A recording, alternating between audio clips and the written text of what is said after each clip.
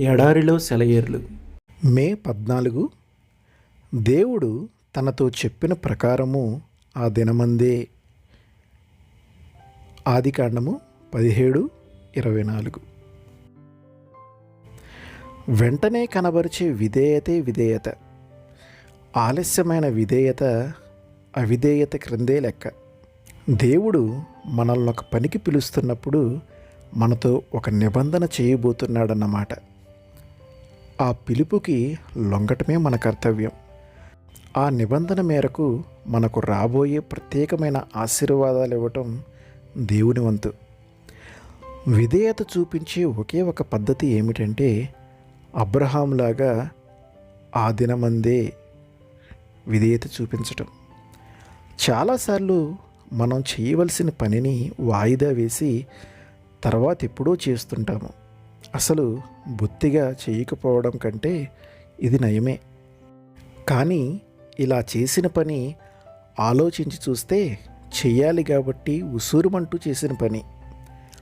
ఈ పని అవిటిది, అందం చందం లేనిది. వాయిదా పడిన నెరవేర్పు దేవుని నుండి పూర్తి ఆశీర్వాదాలను ఎప్పుడూ తీసుకురాలేదు. వెంటనే నెరవేర్చిన బాధ్యత అయితే దేవుడు ఇవ్వటానికి సంకల్పించిన ఆశీర్వాదాలను సంపూర్ణంగా తీసుకువస్తుంది. ఆలస్యం చేసి మనల్ని మనం నష్టపరుచుకుంటూ దేవుడిని మన తోటి వాళ్ళని కూడా నష్టపరచడం ఎంత దుస్థితి. ఆ దినమందే అన్నది అబ్రహాము పనులు చేసే పద్ధతి. ఇప్పుడే మీరు చేయవలసిన వాటిని నెరవేర్చండి. మార్టిన్ లూథర్ అంటాడు, నిజమైన విశ్వాసి ఎందుకు అనే ప్రశ్నని సిలువ వేయాలి. ప్రశ్నలకి తావు లేకుండా కట్టుబడాలి. నా మట్టుకు నేనైతే ఏదో ఒక సూచన, అద్భుతం కనిపిస్తే తప్ప నమ్మని వారిలో చేరను. సందేహానికి తావు లేకుండా నేను నమ్మకం ఉంచుతాను. ఎదురు చెప్పటం మన పని కాదు, బదులుగా తర్కించటం తగదు. దాటరాదు మన అవధి. చావుకైనా తెగించి చెయ్యటమే మన విధి.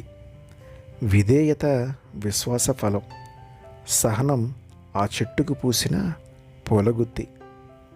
ఆమెన్.